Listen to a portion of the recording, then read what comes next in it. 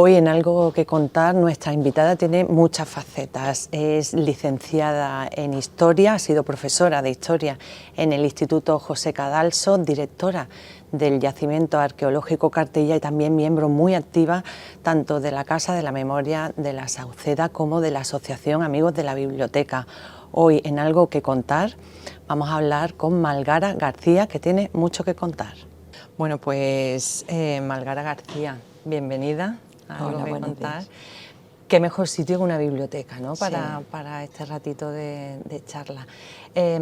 Estás llevando a cabo, vamos a empezar, tienes muchas facetas, vamos a empezar por una de ellas y es tu papel súper activo como miembro de la Casa de la Memoria, la Sauceda. Sí. La semana pasada estabas en Alcalá de Henares porque estáis llevando a cabo un proyecto que ya se refleja en la página web de la Casa de la Memoria, que es la depuración del magisterio en Cádiz. Cuéntanos un poco qué estabais haciendo, porque estás tú junto a un grupo de compañeros. ¿En qué consiste ese proyecto? Nosotros somos cuatro personas, somos 4 historiadoras, o sea, 2 historiadoras y 2 historiadores, y llevamos adelante en la Casa de la Memoria sobre todo lo que es la investigación histórica. Y hemos tenido otros proyectos, como por ejemplo el de prisioneros, pero ahora nos pareció muy interesante el de, como somos también docentes, o hemos sido, pues nos pareció muy interesante ver este asunto en la provincia de Cádiz, ¿no? Lo que hacemos básicamente es ir a las fuentes que están en archivos. En este caso hemos ido esta vez solamente al Archivo General de la Administración, pero en un proyecto previo estuvimos también en el Archivo Nacional de Educación, que está muy próximo, y lo que nos traemos son los expedientes. Esta vez hemos venido, pues te podría decir que con 6 o 7 mil imágenes de los expedientes de docentes. De Cádiz, de la provincia de Cádiz. De Cádiz nada más, sí. Estamos hablando de que este programa de depuración que puso en marcha que pusieron en marcha, ¿no? los rebeldes, conforme iban controlando una zona del país, afectaba a todo el funcionariado, pero de manera especial a los docentes, porque claro, el modelo de enseñanza que traían, el modelo de valores, todo esto pues era importantísimo para descartar todo lo que se había hecho con la Segunda República. Los años de la Segunda República. Entonces, claro, estos expedientes que tienen un modelo, tienen un formato, aunque bueno, hay muchísimos errores también, pues nos ponen en relación con muchos aspectos de la vida de los pueblos. Yo tengo casi terminado el estudio de San Roque. A ver si... Yo he leído el artículo que escribisteis de uno en concreto, de un docente, Ildefonso Rabanillo, que además fue profesor de Andrés Vázquez de Sola. Claro. Tuve la tremenda suerte de que bueno, supe que había sido su maestro. Andrés todavía, por fortuna, vivía.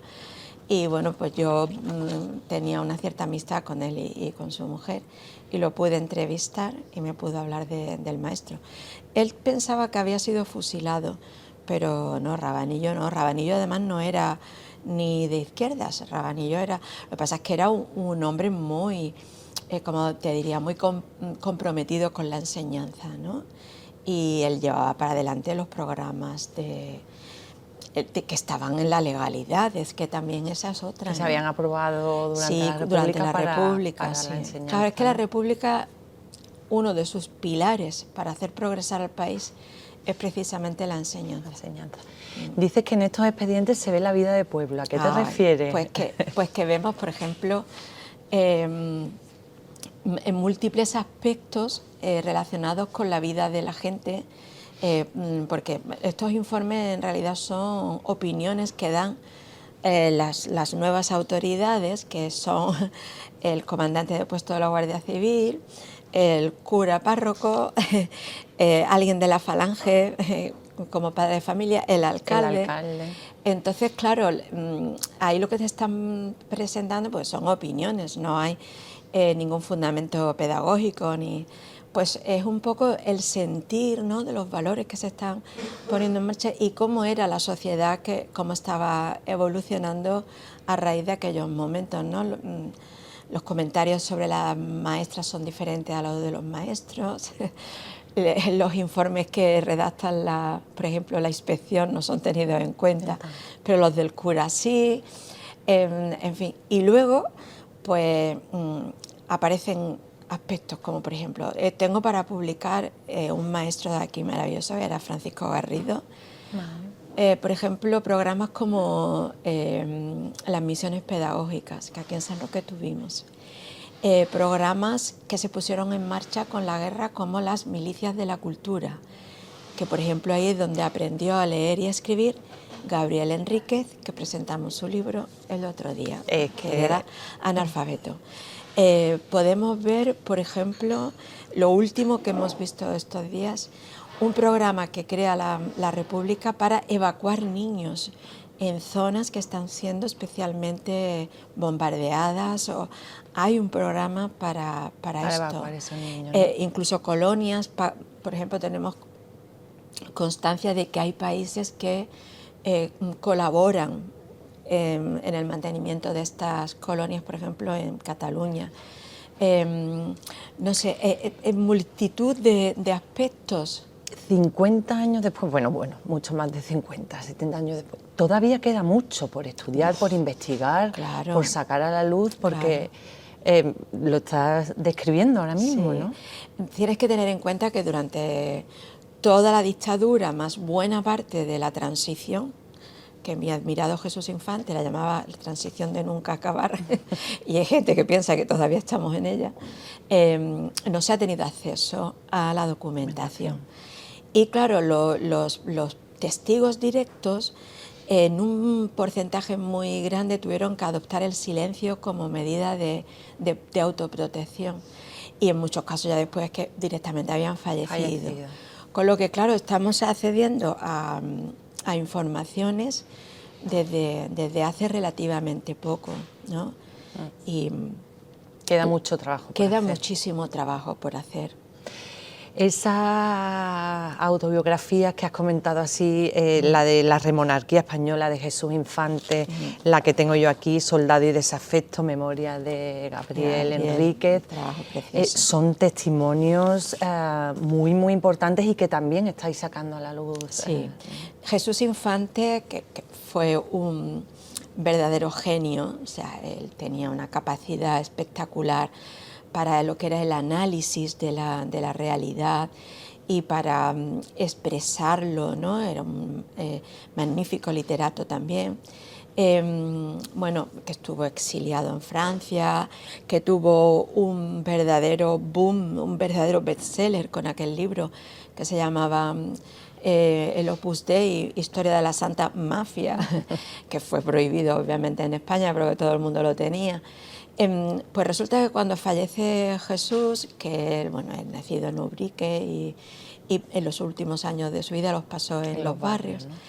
Pues él, todo el archivo de Jesús se ha quedado depositado en la Casa de la Memoria. Son centenares de cajas, tiene una documentación impresionante en la web de la Casa de la Memoria. Tenemos un apartado también especial para Jesús sí, Infante. Y ahí hay muchísimos artículos que hemos ido publicando de multitud de aspectos, porque él tenía muchos intereses, publicó muchos libros y bueno, pues uno de los hallazgos maravillosos fue el borrador de este libro, de la remonarquía, sí. Que no lo había conseguido publicar, y entonces fue uno de los primeros objetivos de cuando nos pusimos en marcha con Jesús. No lo tenemos olvidado. El año pasado abrimos una sala en la biblioteca de Ubrique con buena parte de su biblioteca. Es que la biblioteca de Jesús es espectacular. En la Casa de la Memoria nos hemos quedado con... Bueno, pues estamos hablando de miles de volúmenes, ¿eh?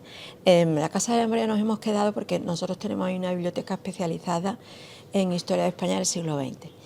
Pero en Ubrique se convenió con el ayuntamiento se prestó... Muy colaborativo. Sí, muy bien. Tuvimos una jornada y después hemos tenido otra jornada porque el club de lectura de Ubrique se puso a leer la remonarquía, y entonces fuimos allí y tuvimos también una charla con la gente. Entonces, bueno, pues también seguimos esa línea de Jesús que no abandonamos. Hablando de todo lo que se está consiguiendo desde la Casa de la Memoria, el trabajazo que estáis haciendo como profesora también de historia del instituto que ha sido durante años aquí en el Cadalso, ¿qué está pasando ahora mismo con esas generaciones jóvenes que o no tienen información o no quieren tenerla o no quieren asumirla para que se esté provocando ese giro a la derecha o al extremo, a la extrema derecha? ¿Qué es lo que está pasando con las generaciones jóvenes? ¿Tú tienes alguna...? Sí, bueno, tengo algunas ideas, pero no sé si serán correctas. Yo no creo en la linealidad, por eso soy de historia. Yo creo que las cosas son un árbol y hay muchos elementos que son los que coinciden. Y que hay un elemento fundamental que yo, como persona ya mayor, que lo he vivido, que fue la tibieza de la transición, ¿no? No dejar las cosas claras. Exactamente, ahí hubo un tapado, ¿no? La ley de amnistía por que se había luchado, yo era muy joven, pero ahí estábamos, ¿no? La ley de amnistía, por ejemplo, equiparó a víctimas y a verdugos. Fue una cosa flipante. O sea, yo era muy joven y mis conocimientos no me daban para mucho, pero yo ya estaba en la universidad y yo decía, esto no. Y siguió con esa tibieza durante bastantes décadas, no se trató este asunto para nada. De tal manera que en los libros de texto, por ejemplo, este tema prácticamente era nada, ocupaba una página de pasada, tal. No se estudiaba en las universidades. Es decir, yo no he estudiado. Claro, yo no he estudiado. En periodismo tampoco. Efectivamente, y tú eres bastante más joven que yo. Esto no se estudiaba. Sigue hoy en día sin estudiarse. A día de hoy, en Andalucía, tenemos solamente dos universidades que tengan una cátedra de memoria histórica. La de Cádiz la tiene aprobada, pero todavía no se ha puesto en marcha. Seguimos sin preparar al profesorado. Entonces el profesorado hace lo que buenamente ha podido hacer. A algunos les ha interesado más, a otros menos. Hay otra gente que vienen del mundo de la historia antigua, como yo, o que vienen de la historia medieval, y que claro, pues sus intereses van por otro lado y sus investigaciones, ¿no? Entonces esto hay que cogerlo por el principio, que es la formación del profesorado.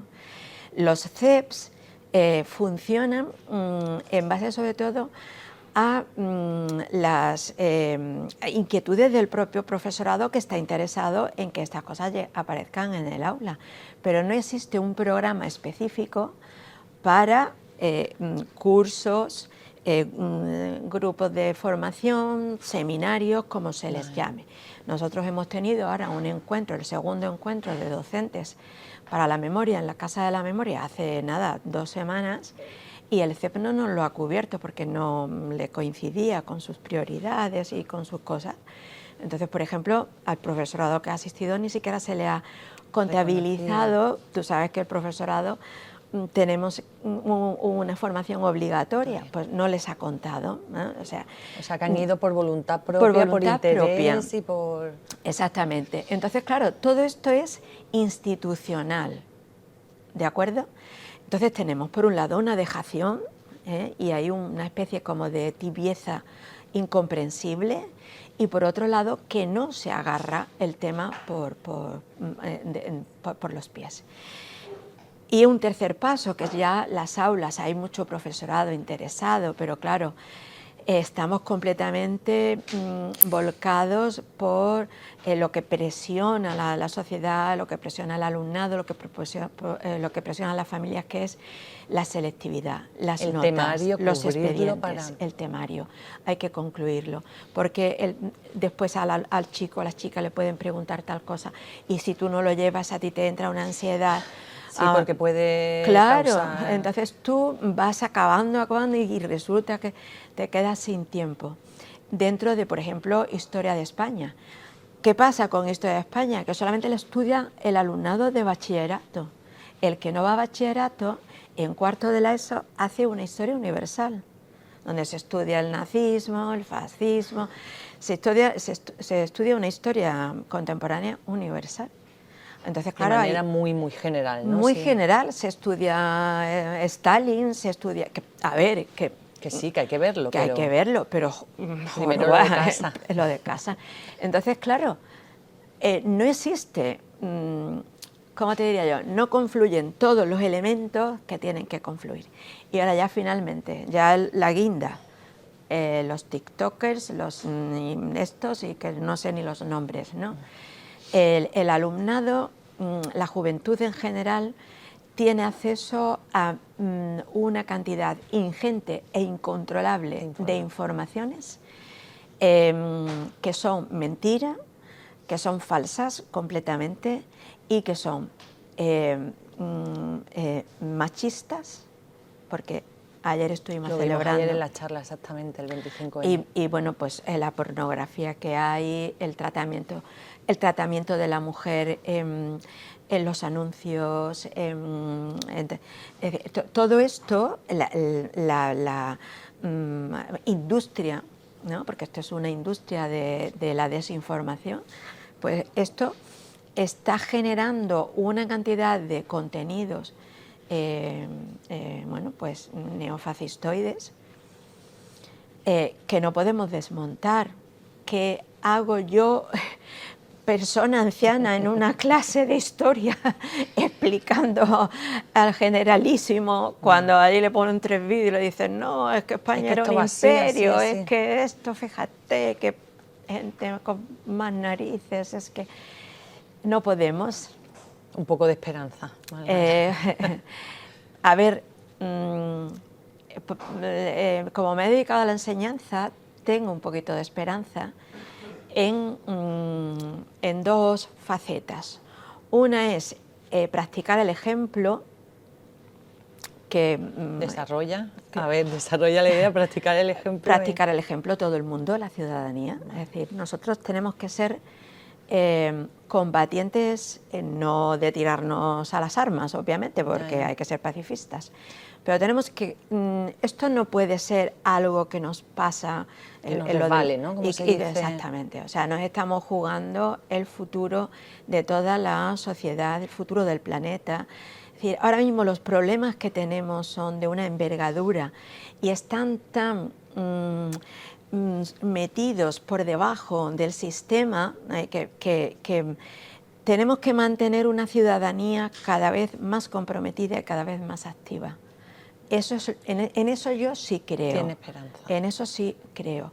Y por otro lado, en la presión que esa ciudadanía tiene que hacer para que, por ejemplo, institucionalmente se le dé una solución a las clases en los colegios y en los institutos. Sí. Además, el tema de feminismo, memoria histórica, ecología, todo esto, no son cosas de un día, ni son cosas de una materia, son cosas transversales y son de todos los días. Tiene que estar formando parte de la vida diaria. ¿Qué te supone formar parte de la Casa de la Memoria, de la Sauceda? Bueno, sí. A ver, yo tenía muchas ganas. Yo tenía varios proyectos para mi jubilación. Y creo que voy desarrollándolos casi todos. Estoy un poquito... Estás súper ocupada siempre. Sí, bueno, de hecho mi propia madre me decía, Margarita, tú te tienes que buscar algo que hacer. Una de las cosas que me motivaba mucho era ayudar a la gente, como por ejemplo con todos los colectivos a los que yo valoro positivamente, que ayuda a la gente que está sin recursos, la inmigración, a toda esta gente. Pero resulta que es que me encuentro con la historia constantemente y entonces pues me encontré con este tema de la memoria a raíz de una jornada en la que participé, conocí a 2 de mis compañeros, bueno, a uno sobre todo.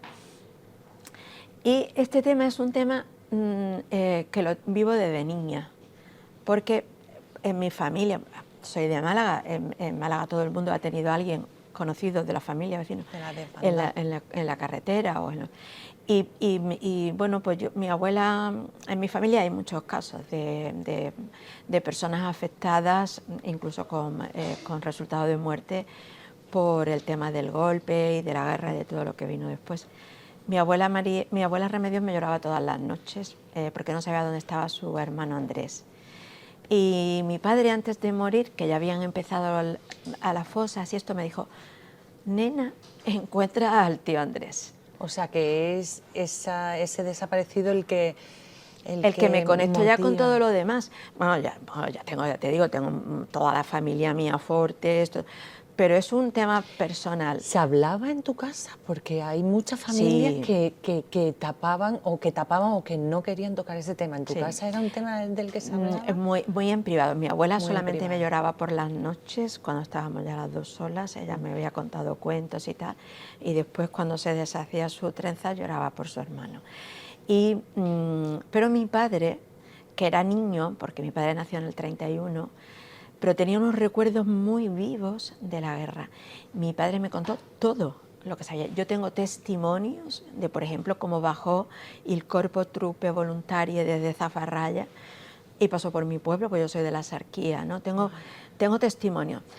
No se contaba en las cenas de Nochebuena, se contaba... Pero en mi familia sí ha habido testimonios. Mi padre era un grandísimo defensor de la memoria. Sí. Y luego ya como historiadora... Claro, es que confluye. Claro, confluye. Como historiadora, obviamente eso es un agujero negro que tenemos ahí. Y ese es el compromiso, ¿no? Sí. Y la verdad es que para mí ha sido muy satisfactorio poder dedicar estos años y a ver si puedo unos pocos más a seguir investigando. Seguir con esto. Malgara, un tema del que sí me gustaría también hablar, Cartella. Que yo sé que es una espinita que tú tienes clavada. Madre mía. Tú has sido directora, has estado muy presente durante unos años en ese yacimiento, en esas joyas que tenemos en San Roque. ¿Qué está pasando? Bueno, a ver, Cartella ha sufrido varias muertes.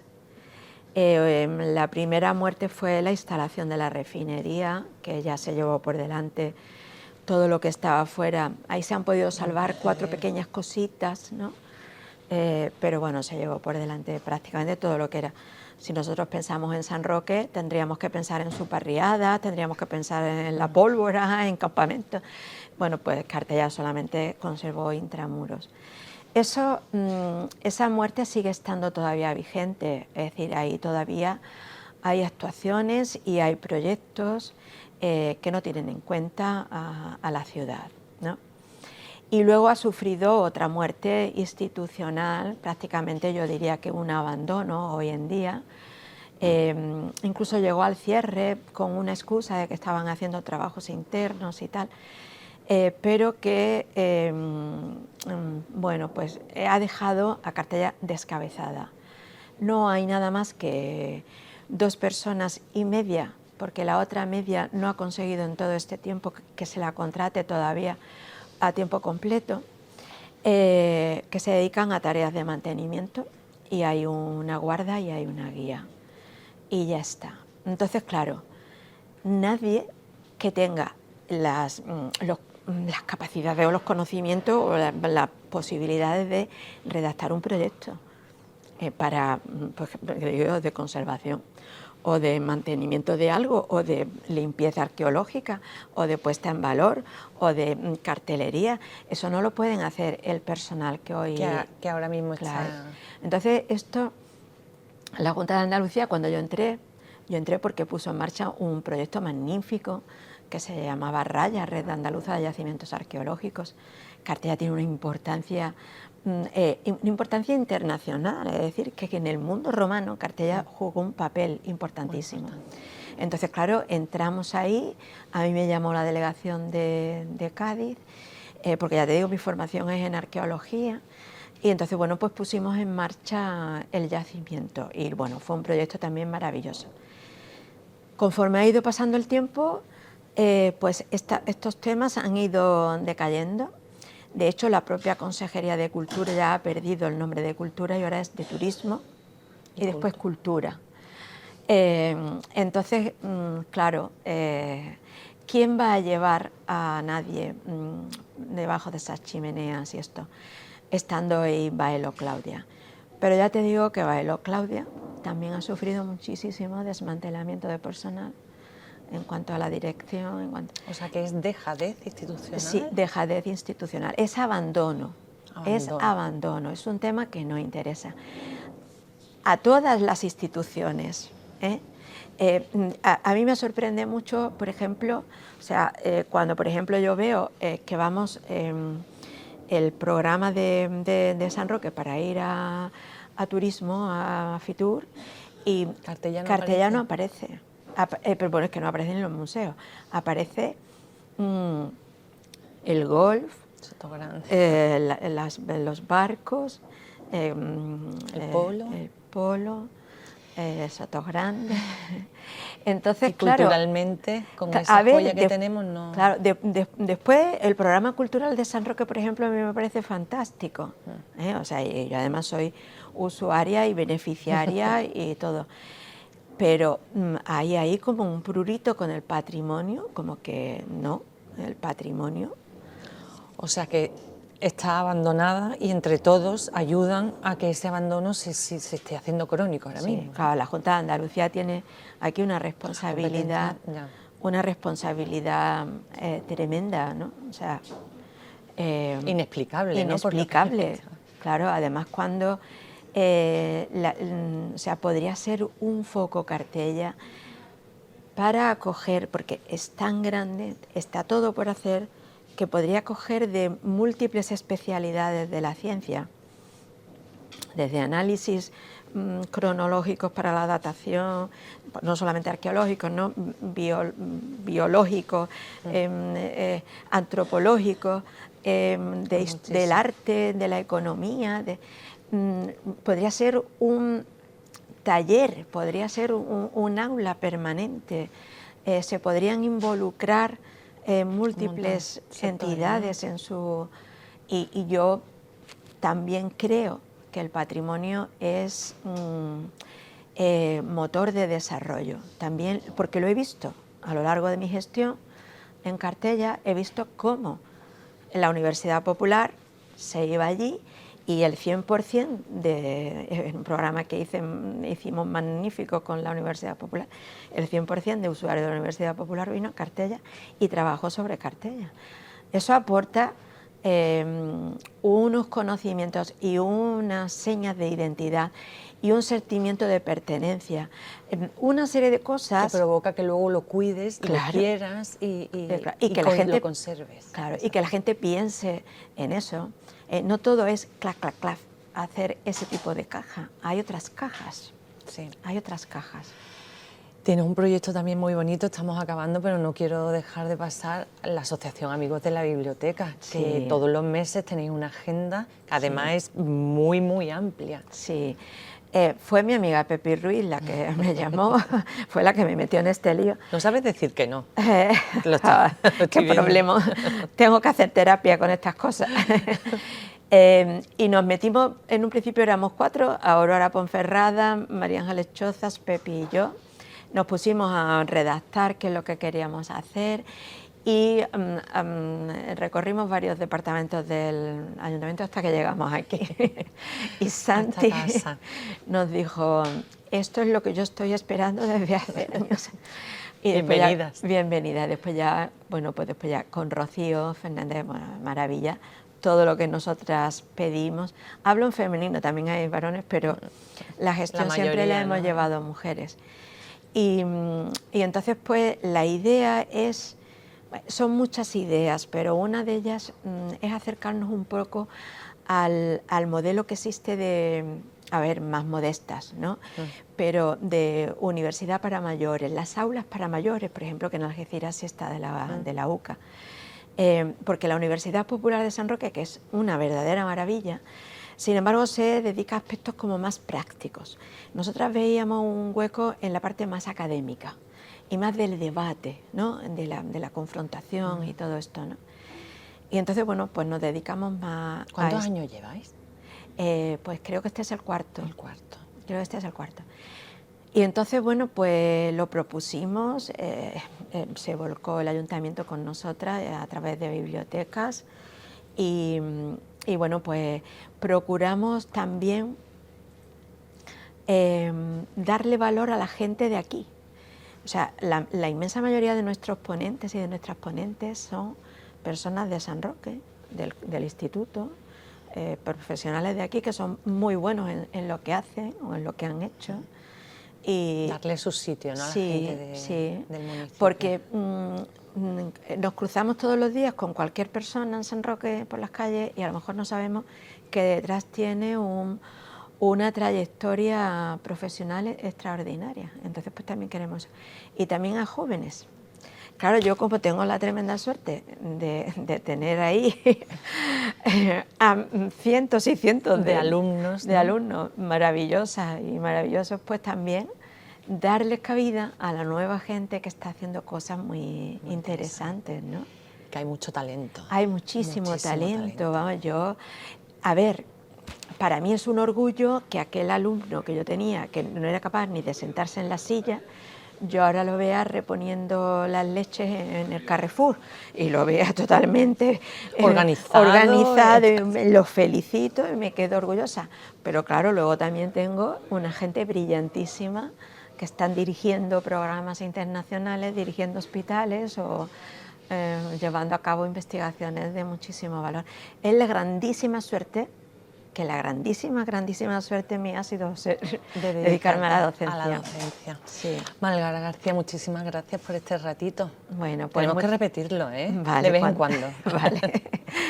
Muchísimas gracias a ti por dar en voz a la gente que vamos, ¿cómo te diría yo? Un poquito desde el silencio, ¿no? O sea, no es Sí, es una labor callada, pero es una labor que está muy presente. Está muy presente. Y hay que hacerla pública y darle su Yo en sitio. ese sentido tengo que decir que, bueno, pues estamos recibiendo respuestas, ¿no? Aquí, por ejemplo, en San Roque hemos publicado el libro, antes se publicó el libro de Infante, aquí la biblioteca nos apoya, es decir, que en ese sentido tengo también, valorados y queridos, ¿no? Nos sentimos con respaldo. Muy bien, muchísimas gracias, Malgara. Y multimedia, siempre. Gracias. Gracias.